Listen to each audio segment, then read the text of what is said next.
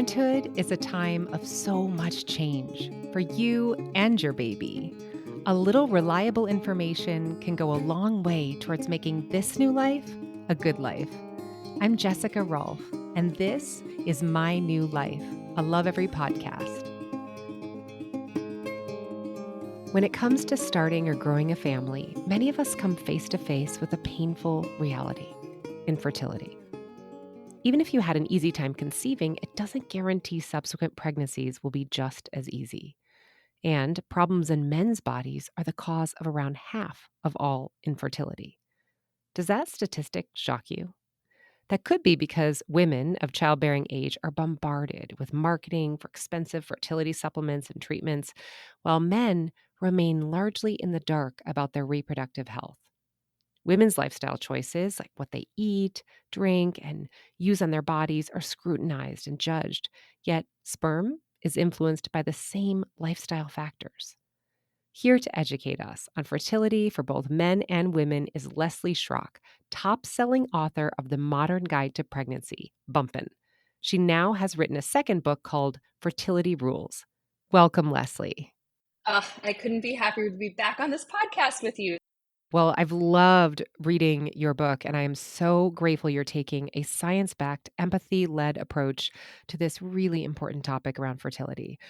So, can we get down to the basics? Could we get a summary, a high-level summary of some of the surprising things about understanding your own biology, understanding male and female biology that people often don't know who are trying to conceive? Well, there are very basic things like people don't understand that a woman is born with all the eggs she will ever have, and men regenerate sperm around every 3 months. So while, for women, unfortunately, there are very limited things that you can do once you begin to get a bit older and, chromosomal abnormalities happen in eggs. Men have age-related fertility decline too. That's another big surprise, but there is a lot that men can do to improve their sperm supply because they regenerate it so frequently. I think the other thing that you alluded to in the introduction is that we don't give enough weight and power to male fertility. It is really important. Speaking to all the women out there, how many of you have been on Instagram or TikTok lately and somehow it knows you're trying to conceive or you're pregnant or whatever state you find yourself in? But does your partner get ads like that? Are they targeted in the same way ever for male prenatal vitamins or fertility improvement programs or detoxes or cleanses? Probably not. Because the truth is, male fertility has lived in the shadows for far too long, and women have been forced to bear the brunt of infertility for far too long. And so, I really hope this book helps change that conversation and brings men to the table because it's long overdue. Yeah, I mean, it can be so sensitive for men, for men and women, but especially I think for men. How do you coach women to broach the subject with their partners? It is really hard because we sort of conflate virility with a man's self-worth. And it's been that way for a long time. I think we've always had these kind of cultural beliefs around sperm. Even sperm's first researcher was kind of afraid to talk about it because he thought, educated people would find talking about it gross. It's still a very taboo subject. It's still very much considered kind of a gross thing to talk about when in reality, it's just biology. A lot of the researchers and experts in this area that I spoke to and interviewed in the writing of this book emphasized how information and history and context and empathy is so important for men. Most men do not find it funny. They just want information, they want facts. That is what drives the most impact and respect. It is really difficult to talk about. I mean, one of the incredible things that I've experienced, no one has any secrets from me anymore. So a lot of the time I'm the first person to find out somebody's pregnant before they've even told their husband. But is that men will come to me now and say, it was me. The reason we had to go through IVF with our second baby was because my sperm parameters were off. And like we had no problem the first time, but the second time something was off and there was, I tried, but there was nothing I can do. And so I think we just have to get to a place where this is not so wrapped in identity and it's got to be normalized because it's about half. A third is women, a third is men, a third is unexplained or a combination of both. You write in your book that sperm concentration and total count have dropped more than 50% since the 1970s. That is so surprising. Like, what is behind this drop? That depends who you ask. Sperm is a biomarker. It is an indicator of a man's overall health. And so if sperm counts are dropping, clearly something sinister is at work with men's health overall too. They already live 5 years less than women. They have more chronic conditions and comorbidities. Men are just unhealthier than women. That's just the reality. They access healthcare services, far more infrequently. And so we don't know. We think it's BPAs and phthalates. That is one of the very common, assumptions. But I think that we still need a lot more research. There was an update to that study that was originally done in 2017, published, showing that it's actually a global drop. So it's everywhere. So clearly, it's probably exposure to chemicals. I think it's a lot of things: food sources, inactivity, sedentary lifestyles, also THC. So I think we'll probably get into what hurts sperm later, but if you are trying to conceive and you're a THC user, men, you need to stop. Yeah, so let's talk about it now. I mean, you mentioned endocrine disrupting chemicals, you mentioned THC, you mentioned lifestyle factors. Can we double click on what men can do to enhance their own fertility? Yes. So the first is book a preconception appointment. Just go to your primary care doctor and go over your list of medications with them. Go over what you're taking because, for example, there was a study done on metformin, which is the most common drug used to treat type 2 diabetes, showing that when it was used in the 3 months before a couple conceived, that it can cause genital birth defects in young boys. There is just so much we do not tell men because they are not, their drugs are not labeled with reproductive health warnings for men the way they are for women. But metformin is one example. THC, like cannabis products, are not labeled to show that they hurt sperm parameters.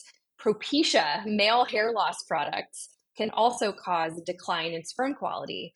It's very specific, right? Like you've got to go talk to your doctor about the drugs that you are on, have that conversation. Everybody's health conditions and the kind of risk reward ratio of continuing a drug regimen versus getting off of it, you've got to work with a provider directly to make those decisions. But aside from that, I think there are easy things men can do at home. With endocrine disruption, stop microwaving food in plastic. Stop storing food in plastic, use glass. Just minimize your exposure to it. For women, we know that retinoids are not a good idea when you're pregnant. It's not really even a good idea when you're trying to conceive. You should just let it all clear your system. Really, men, stop cycling a lot. Go see your doctor. Don't microwave in plastic. Get active, Mediterranean diet, like these very simple things that we kind of know. And to build on this, a lot of men are looking at their testosterone levels and saying we're seeing drops in testosterone. And so I think a lot of people are assuming that boosting testosterone levels would make a man more fertile. But why is this not the case? This is not the case because too much testosterone actually drops your semen parameters. So this is another reason that steroid use is such a problem. And a lot of men lie about it too. And it's really sad. Steroids have really become common for aesthetic purposes. This is another thing that's so wonderful about the relationship that you can have with a medical provider if you're honest, which is that they can help. They can help you taper off. They can help find other ways. You've just got to go into these appointments and be honest. But I think incredibly difficult. It's all tied up in appearance and masculinity and virility, and it's very complicated to unravel. So we've talked a lot about male fertility. What about female fertility? What can women do to enhance their fertility? Women can do so many of the same lifestyle moves that men do. And actually, I really encourage couples to do this together. It's way more fun when you have an accountability buddy. Diets stick more, activity sticks more when you do it with another person. But the truth is, it's similar. Get some activity going. Find an exercise that you like. Go for walks. You don't have to do yoga. If it's not for you, it's fine. But really, maintaining a moderate level of activity is the thing that you want to do first and foremost. Mediterranean style diet, great. Please do not do cleanses and detoxes unless you need a hard reset in the months before you try to conceive. Caloric restriction is not what you want because it can cause anovulation, which basically means you will not ovulate and you cannot get pregnant. So, moderate activity, Mediterranean diet, get some sleep, hydrate, all of the things that everyone tells you to do anyway. I think we make it incredibly difficult for women to feel successful when it comes to improving and optimizing their fertility. I think we have all these fad diets and all these supplements. There are only two supplements that you should really be universally taking if you're a man or a woman. And the evidence on one isn't even that great. So there's CoQ10, which there are no side effects. If you want to take it, be my guest. The evidence is fine, but there are no side effects, unlike many other kinds of supplements.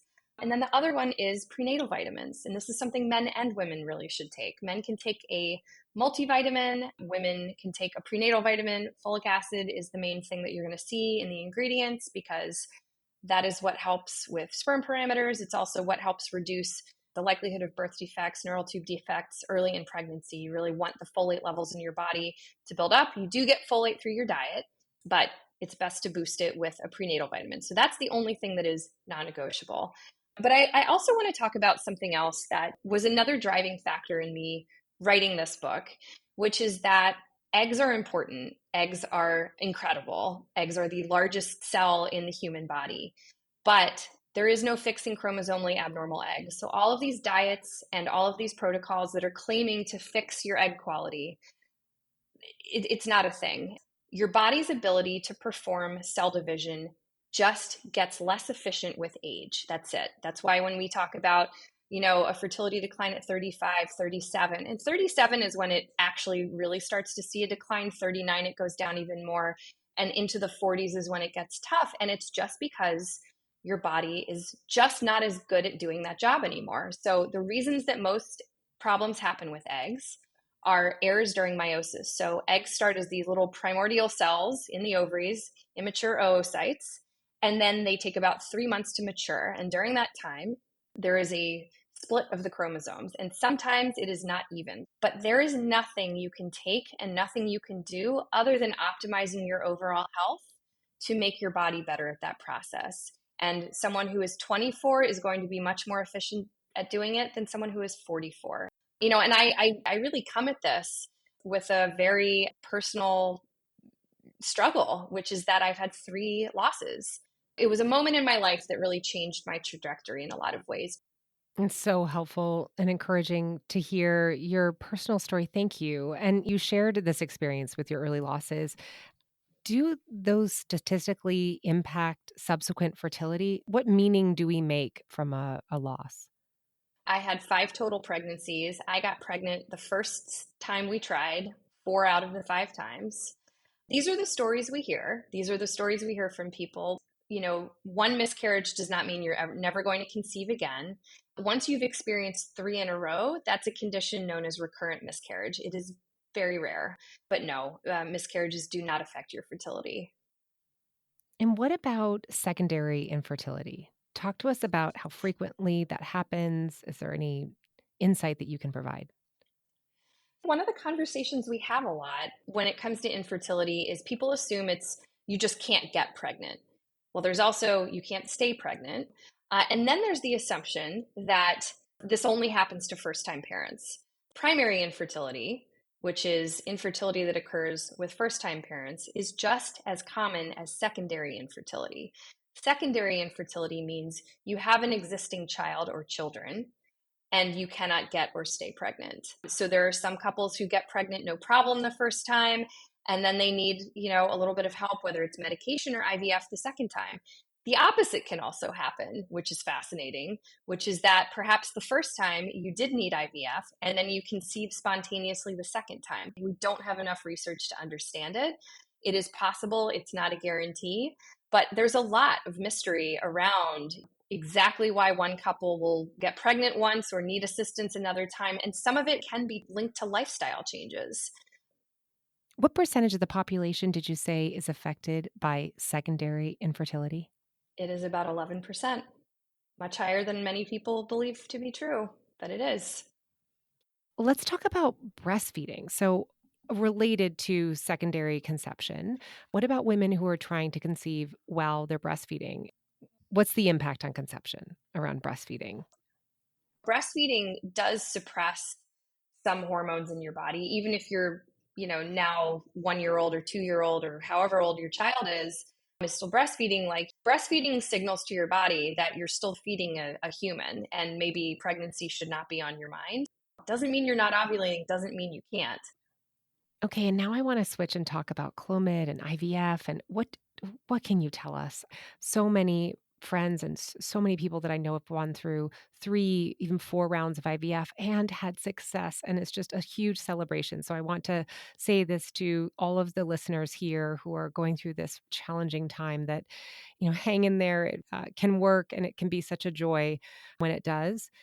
Can you tell me about the science on these methods? What do women in particular and parents, hope to be parents, not know about these methods? Where's the nerdy edge here? There are two different timelines to seeking help if you are not getting pregnant when you're trying. If you're under 35, you take a year and then you seek help. If you're over 35, it's 6 months of not getting pregnant to go seek some help.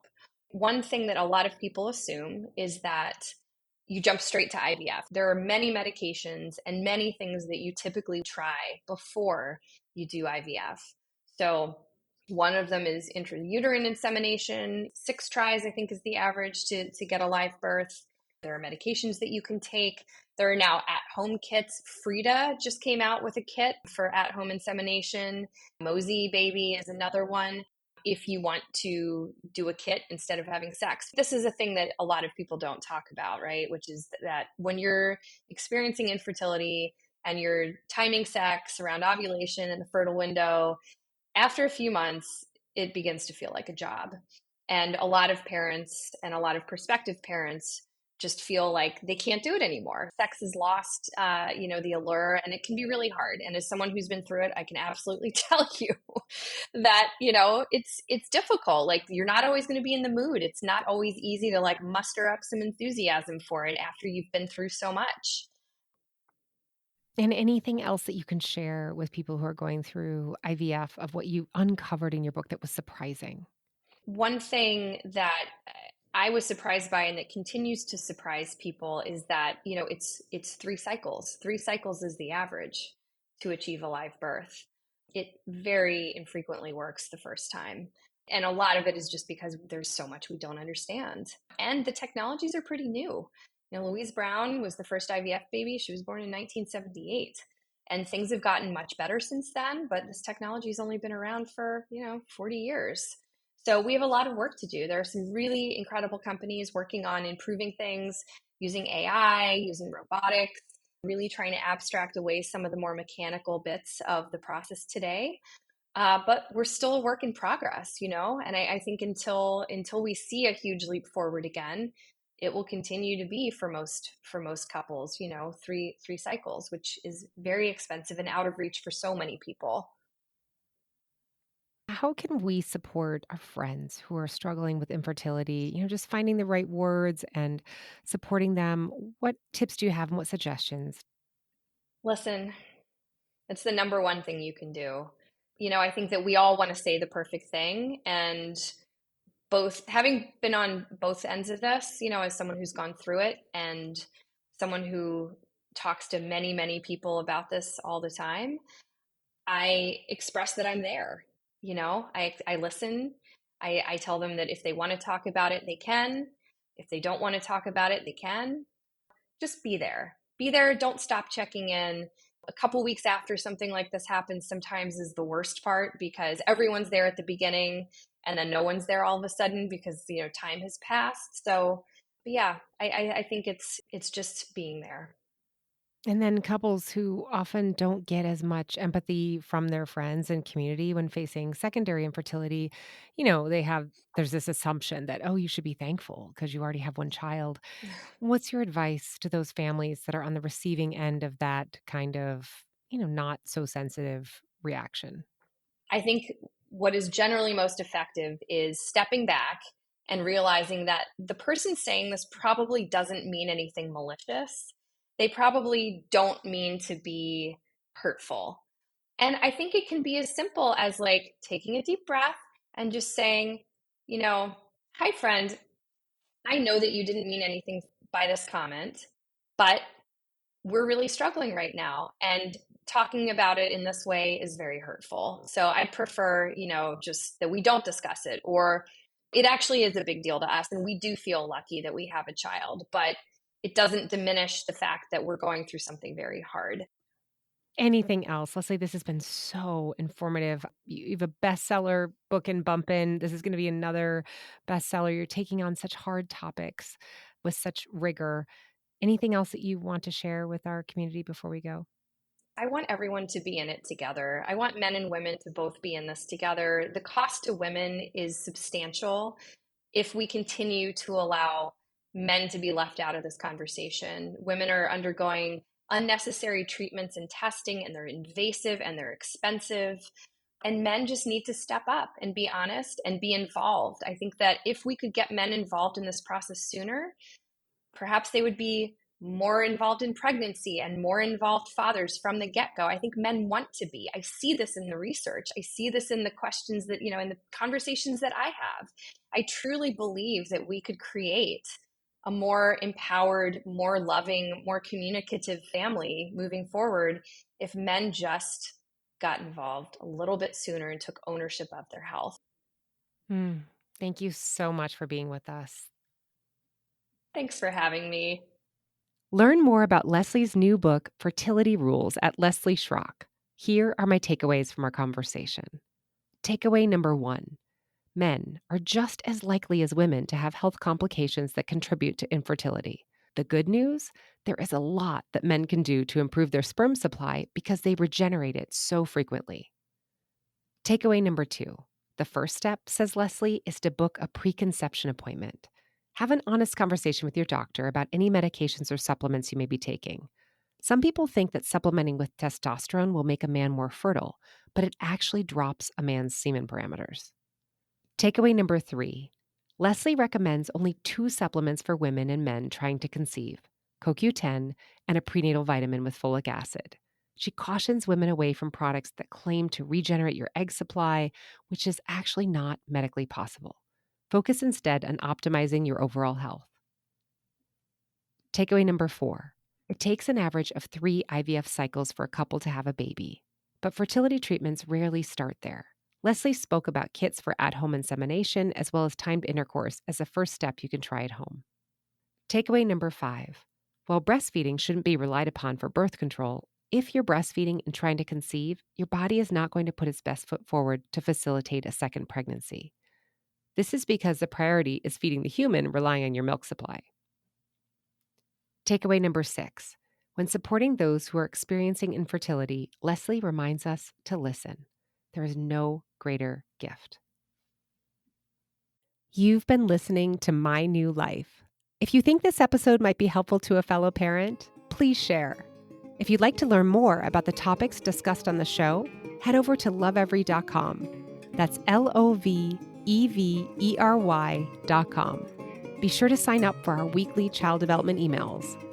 I'm Jessica Rolfe. Thanks for listening.